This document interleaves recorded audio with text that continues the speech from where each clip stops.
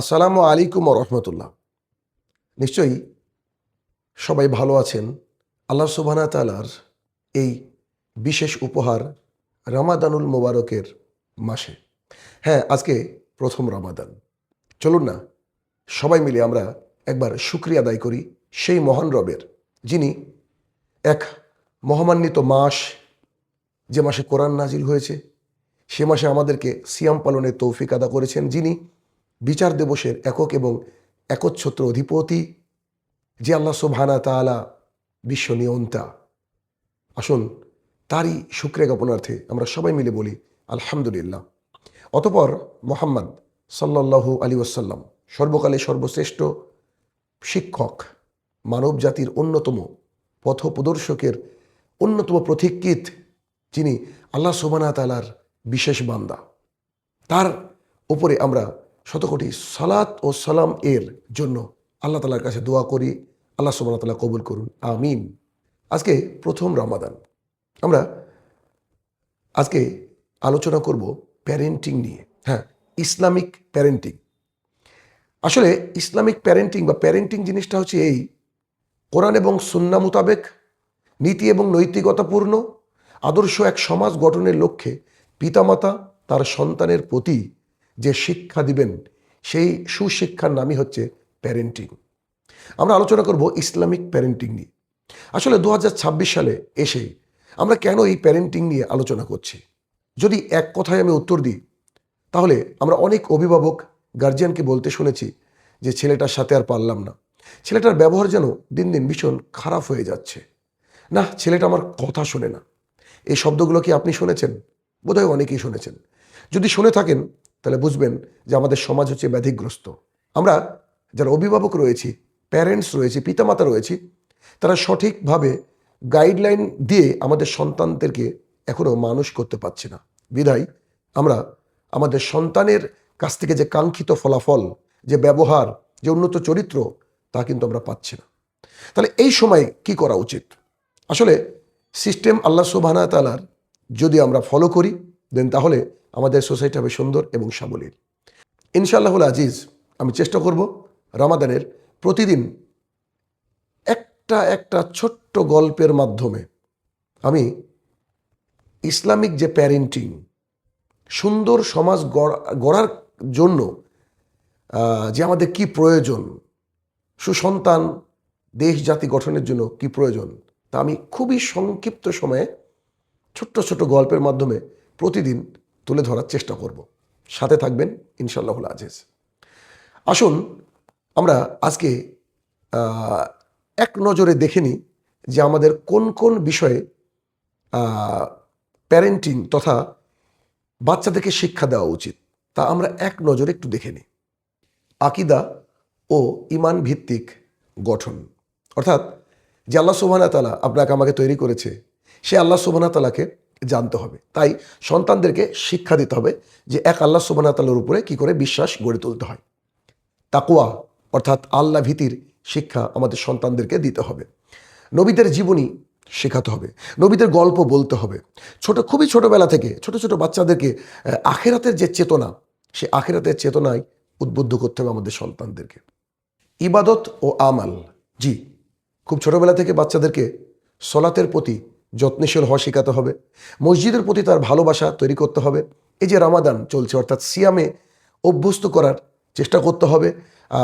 তারপরে আপনার হালাল হারামের যে জ্ঞান, সে হালাল হারামের জ্ঞান সন্তানদের মধ্যে শেখাতে হবে। চরিত্র ও নৈতিকতা, কি করে উন্নত চরিত্রবান হওয়া যায়, তার শিক্ষা সন্তানদেরকে দিতে হবে।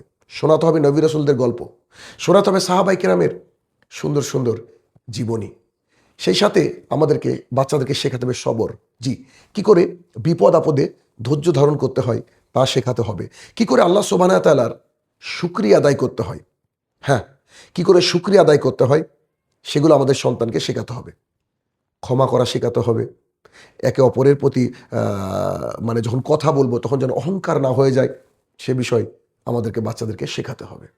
পারিবারিক এবং সামাজিক দায়িত্ব শেখাতে হবে। হ্যাঁ, প্রতিবেশীর কি হক রয়েছে, বড়দের সাথে কেমন আচরণ করতে হয়, বা আমার বাড়িতে যদি কেউ বেড়াতে আসে তার সাথে আমরা কি আচরণ করব। আমাদের যে আত্মীয় স্বজন রয়েছে, এই আত্মীয় স্বজনের সাথে সুসম্পর্ক বজায় রাখার ব্যাপারে আল্লাহ সুবহানাহু ওয়া তাআলা কি বলেছেন মুহাম্মদ সাল্লাল্লাহু আলাইহি ওয়াসাল্লাম, কি করে দান সাদাকা করতে হবে, কি করে মানে ন্যায় বিচার সমাজে প্রতিষ্ঠা করতে হবে, সে বিষয়ে আমাদেরকে, আমরা প্যারেন্টসরা যদি শিক্ষা দিই আমাদের সন্তানদেরকে, সন্তান সুন্দর হবে, সমাজ হবে সুন্দর। শিক্ষা এবং শৃঙ্খলা, হ্যাঁ, একজন সন্তানকে শিক্ষা দিতে হবে যে কি করে ন্যায় নীতি প্রতিষ্ঠা করা যায় চলমান সমাজে, কি করে শিক্ষা অর্জনের মাধ্যমেই মূল কামিয়াবি হাসিল করা যায়, শিক্ষার মাধ্যমে মানুষ একেবারে উঁচু থেকে উঁচু স্তরে পৌঁছাতে পারে, কি করে শৃঙ্খলাবদ্ধ একটা সমাজ তৈরি করা যায়, তারপরে মিডিয়ার ব্যবহার কেমন করে করা উচিত। এই সার্বিক কিছু বিষয় আমি সংক্ষেপে তুলে ধরার চেষ্টা করলাম, যদিও প্রথম পর্ব একটু বড় হতে যাচ্ছে, এই জন্য যে এই সার্বিক বিষয়গুলোই আমরা পুরো মাস ধরে আলোচনা করার চেষ্টা করব ইনশাআল্লাহুল আজিজ। তাহলে এই যে বিষয়গুলো আমি তুলে ধরলাম, তা যদি আমাদের ছোট ছোট বাচ্চাগুলোর মধ্যে আমরা গল্প আকারে কিংবা কোরআন এবং সুন্নাহ থেকে কোনো আর্টিকেল নিয়ে তাদেরকে প্রতিদিন একটু একটু করে আমরা শেখাতে পারি, তাহলে আর কখনো কোনো দিনও আমাদেরকে শুনতে হবে না যে ইস আমার সন্তানটা কথা শোনে না, আমার ওই সন্তানটা যদি না থাকতো তাহলেই বোধহয় ভালো হতো। এমনও কুরুচিকর, এমনও খারাপ কথা আমরা কিন্তু অনেক সময় শুনতে পাই। সুতরাং সন্তান নিয়ে আজকে মানুষ বিপদে। সন্তান যদি আজকে আমরা সঠিকভাবে গড়ে তুলতে না পারি, আগামী দিন কিন্তু খুবই ভয়াবহ আসবে। আসুন আমরা আজকে প্রথম পর্বে প্রথম গল্পটা পেশ করার চেষ্টা করি, যে গল্পের মাধ্যমে আমরা শিখব এক বিশেষ কিছু। চলুন চলে যাই আমরা আজকের প্রথম পর্বের প্রথম গল্পে। গল্পের নাম এক আল্লাহ সুবহানাহু ওয়া তাআলার উপরে ভরসা। এই গল্পের মাধ্যমে আমরা তাওহীদের শিক্ষা অর্জন করার চেষ্টা করব ইনশাআল্লাহুল আজিজ। আসুন তাহলে শুরু করা যাক। রাওনাক একটা ছোট্ট ছেলে, সে ছাদের উপরে দাঁড়িয়ে আকাশের দিকে তাকিয়ে আছে। এই সুন্দর সুবিশাল আকাশ, নীল, মাঝে মাঝে পেঁজা তুলোর মতো মেঘগুলো একদিক থেকে আর একদিকে ছুটে চলে যাচ্ছে। দূরে চোখ যেতেই একটা মৃদুমন্দ বাতাস গাছের পাতাগুলোকে কেমন যেন এরকম দলিয়ে দিয়ে চলে যাচ্ছে।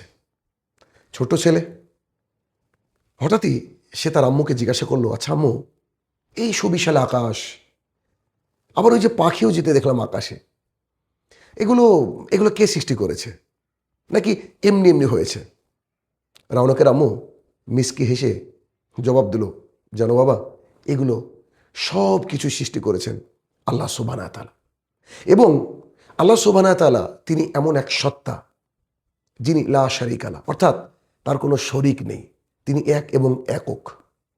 রাওনাক চমকে গেল, হ্যাঁ, আল্লাহ সুবহানাহু ওয়া তাআলা সব সৃষ্টি করেছে, মানে আকাশ বাতাস, পাখি, গাছপালা, এমনকি তোমাকে আমাকে আব্বুকেও?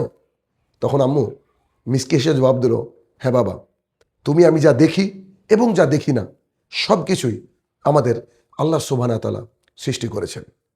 তখন রওনক তার আম্মুকে প্রশ্ন করলো, আচ্ছা আম্মু, এই আমরা যা করি তা কি তাহলে আমাদের সৃষ্টিকর্তা তথা আল্লাহ সুবহানাহু ওয়া তাআলা দেখেন? তখন আম্মু বললেন, হ্যাঁ অবশ্যই, আল্লাহ সুবহানাহু ওয়া তাআলা সর্বজ্ঞ সর্বশ্রোতা, তিনি সব জানেন এবং সব দেখেন। আর বাবা, শুনে রাখো একটা কথা, আল্লাহ সুবহানাহু ওয়া তাআলা তোমার অন্তরের মধ্যে চলা যে বিষয় তা থেকেও দূরে নন। মানে তুমি মনের মধ্যে যা কল্পনা করছো বা ভাবছো, তোমার যে ইমাজিনেশন, সেটাও কিন্তু আল্লাহ সুবহানাহু ওয়া তাআলা জানেন। রাওনাক চমকে গিয়ে বলল, আচ্ছা তাই নাকি? তাহলে আমরা যদি কোনো খারাপ কিছু কল্পনা করি বা খারাপ কিছু ভাবি, তাহলে তো আল্লাহ সুবহানাহু ওয়া তাআলা জেনে যাবেন। আম্মু ঘাড় নাড়িয়ে বললেন, হ্যাঁ। তখন রৌনক বলতে লাগলো, আচ্ছা আচ্ছা, ওকে, ঠিক আছে, আজকের পর থেকে আমি কোনো রকমের কোনো খারাপ চিন্তা বা খারাপ কিছু আমার মাথার মধ্যে আনবো না ইনশাআল্লাহ। আম্মু বললেন, এই তো সুন্দর কথা বলেছ। পরদিন সকালবেলায় খুব দ্রুত রৌনক রেডি হচ্ছিল স্কুলে যাওয়ার জন্য। স্কুলে গিয়ে যখন স্যার আসলেন প্রথম ক্লাসে, তখন স্যার বললেন, আচ্ছা তোমরা কি বলতে পারো এই পৃথিবীর স্রষ্টাকে, পৃথিবী কে সৃষ্টি করেছে? প্রায় সমস্ত বাচ্চা চুপ। রওনাক হাত তুলল। তখন স্যার বলল, তুমি? হ্যাঁ, দাঁড়াও, বলো। তখন রওনাক বলল যে এই পৃথিবী এবং পৃথিবীর মধ্যে যা রয়েছে সব কিছু সৃষ্টি করেছেন আল্লাহ সুবহানাহু ওয়া তাআলা। সঙ্গে সঙ্গে স্যার খুশি হয়ে বললেন, জাযাকুমুল্লাহ খাইরান, তুমি খুব সুন্দর উত্তর দিয়েছ। এবং জানো কি, যে আল্লাহ সুবহানাহু ওয়া তাআলা আমাদেরকে সৃষ্টি করেছেন, পৃথিবী সৃষ্টি করেছেন, তার কোনো শরিক নেই। রওনাক মাথা নাড়ল, হ্যাঁ, গতকাল আম্মু আমাকে ছাদে এটাই শিখিয়েছিল। তখন স্যার বললেন যে শোনো, আর একটা কথা আমি তোমাদের সবাইকে বলি, আর তা হলো যে এই যে আমরা ইবাদত করি, আমাদের মাথাটা ঝুঁকাই শুধুমাত্র আল্লাহ সুবহানাহু ওয়া তাআলার জন্য। অতএব আমাদের ইবাদত এর যাবতীয় কিছু কার জন্য হবে? আল্লাহ সুবহানাহু ওয়া তাআলার জন্য। রওনাক আরও একটা সুন্দর বিষয় শিখল এই স্কুলে এসে। অতঃপর সে বাড়ি গেল। সন্ধ্যাবেলায় মাগরিবের সলাত আদায় করতে গেল বাবার সাথে। মাগরিবের সলাত আদায় করে এসে হঠাৎ করে ঝড় বাইরে, প্রচণ্ড বৃষ্টি, প্রচণ্ড ঝড়। রওনাক ভয়ে চিৎকার করে আম্মুর কোলের মধ্যে বসে পড়ে বলল, আম্মু আমার ভীষণ ভয় পাচ্ছে। তখন আম্মু তাকে বলল, বেটা, আল্লাহ সুবহানাহু ওয়া তাআলা এই ঝড় দেওয়ার মালিক। তুমি আল্লাহ সুবহানাহু ওয়া তাআলার কাছে চাও আশ্রয়, ভীত সন্ত্রস্ত হয়ে লাভ নেই, তুমি আল্লাহর কাছে চাও। তখন রওনাক ভাবলো, যিনি এই ইউনিভার্সকে সৃষ্টি করেছেন, আমাদেরকে সৃষ্টি করেছেন, তিনি ঝড়ও সৃষ্টি করেছেন, তো আমি যদি ভয় না পেয়ে আমার আল্লাহ তাআলার কাছে চাই, নিশ্চয়ই আল্লাহ সুবহানাহু ওয়া তাআলা আমাদেরকে এই ঝড় থেকে হেফাজত করবেন। তখন আল্লাহ সুবহানাহু ওয়া তাআলার কাছে সে যেন বিড়বিড় করে কিছু বলতে লাগলো। আল্লাহ সুবহানাহু ওয়া তাআলা তাদেরকে হেফাজত করলো। এভাবেই রওনাক বুঝে গেল যে আল্লাহ সুবহানাহু ওয়া তাআলা এক এবং একক, তিনি সমস্ত কিছুর উপরে ক্ষমতাবান। যখনই কোনো বিপদ আসতো, তখনই সে আকাশের দিকে তাকিয়ে বিড়বিড় করে বলতো, হে আমার প্রতিপালক, তুমি বিশ্ব নিয়ন্তা, তুমি আমাদেরকে হেফাজত করো, তুমি আমাদেরকে বাঁচাও। কি শিখলেন আজকের এই গল্প থেকে? হ্যাঁ, এক আল্লাহ সুবহানাহু ওয়া তাআলার উপরে ভরসা। এমন ছোট ছোট গল্পের মাধ্যমে যদি আমরা আমাদের সন্তানদেরকে শেখাতে পারি, বিশ্বাস করুন, আপনার আমার পরিবার যেমন সুন্দর হবে, ঠিক তেমনই সুন্দর হবে আমাদের সোসাইটি, সুন্দর হবে আমাদের দেশ। আসুন, আল্লাহ সুবহানাহু ওয়া তাআলা আমাদেরকে সবাইকে গুড প্যারেন্টিং, ইসলামিক প্যারেন্টিংয়ের পথ সুপ্রশস্ত করে দিক এবং সন্তানদেরকে আখিরাতের এক অনাবিল আনন্দের মধ্যে আমাদের সন্তান যেন থাকতে পারে, আল্লাহ তাআলা সেই সুব্যবস্থা করে দিক। আমিন। আজকের মতো এই পর্যন্ত, দেখা হচ্ছে ইনশাআল্লাহ আগামীকাল। আসসালামু আলাইকুম ওয়া রাহমাতুল্লাহি ওয়া বারাকাতুহু।